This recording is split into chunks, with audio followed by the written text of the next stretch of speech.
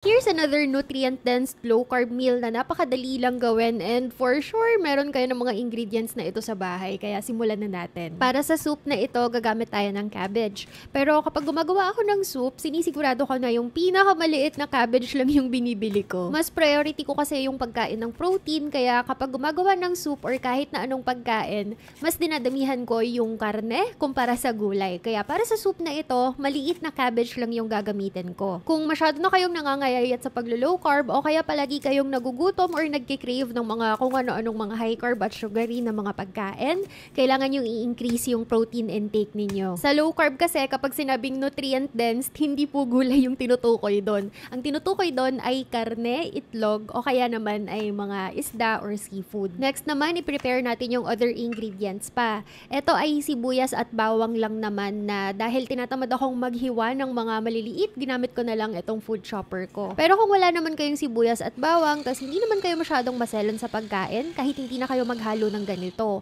Or pwede rin na yung onion powder at saka garlic powder na lang yung ihalo ninyo. Ganun naman usually yung ginagawa ko kasi tamad ako maghiwa ng sibuyas at bawang. Next, i-prepare naman natin yung karne. Ito ay giniling na chicken breast, tapos nilalagyan ko lang ng seasoning. Yung pampalasa na nilalagay ko dito ay salt, pepper, at saka garlic powder. Mga nasa 155 grams ng chicken breast yung ginamit ko dito. Ako lang mismo yung naggiling yan, inilagay ko lang sa food processor.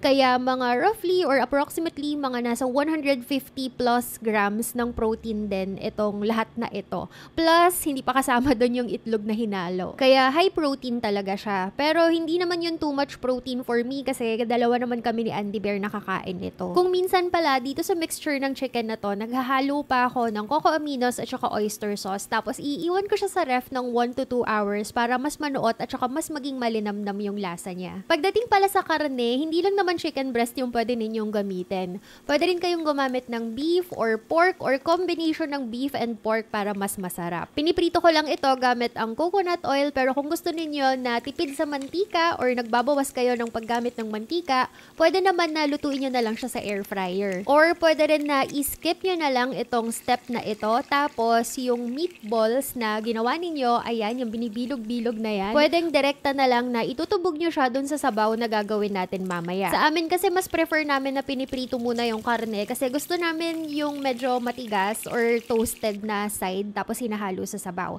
At this point, mabango na yung kusina, amoy chicken na, kaya ayan, si Milo pumasok na sa kusina para manghingi ng chicken. Ganito kasing klase ng luto ng chicken balls yung ginagawa namin. Kapag medyo tinatamad, ini-air fry, pero kapag sobrang tinatamad talaga pero gustong uminom ng sabaw, ayun, inilalaga na lang namin. Direkta na lang dun sa sabaw. Para naman sa sabaw, you don't have to do this, pero ang ginagamit ko ng mantika ay yung chili garlic oil. Kasi mahilig ako sa maanghang.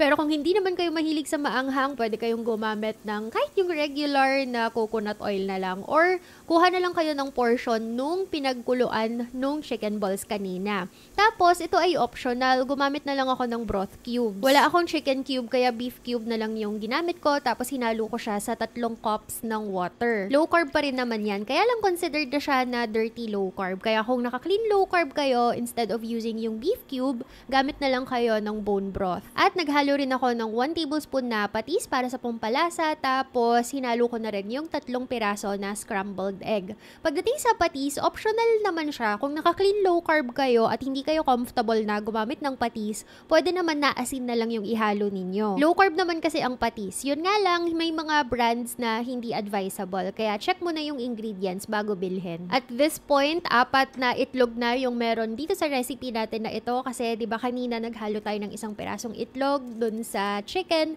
Tapos ngayon 3 pirasong itlog naman. So in total, approximately mga nasa 170 plus na grams na ng protein yung meron dito sa sopas na ito. Sinunod ko na rin yung cabbage at saka yung karne. Tapos pinakuluan ko lang ng ilang minuto. Wala namang specific na time na kailangan kasi depende lang yan sa kung anong prefer ninyo na luto ng cabbage. Etong sa amin, pinakuluan ko lang ng 2 to 3 minutes tapos ready to serve na. Isa to sa mga cravings ko nitong mga nakaraang araw. Paano kasi ang weird ng panahon? Sobrang araw kapag dating ng mga 11 a.m. tapos afternoon ang lakas ng ulan. In fact, nung niluluto ko to, sobrang araw pa sa labas. Tapos ngayon na kinakain ko na siya, ang lakas na ng ulan. Akala nga namin hindi namin to mauubos eh. Kaya nga kung makikita ninyo dito sa clip na ito, konti konti lang yung kinuha ko. 2 chicken balls lang, tapos maliit na bowl lang. Pero hindi.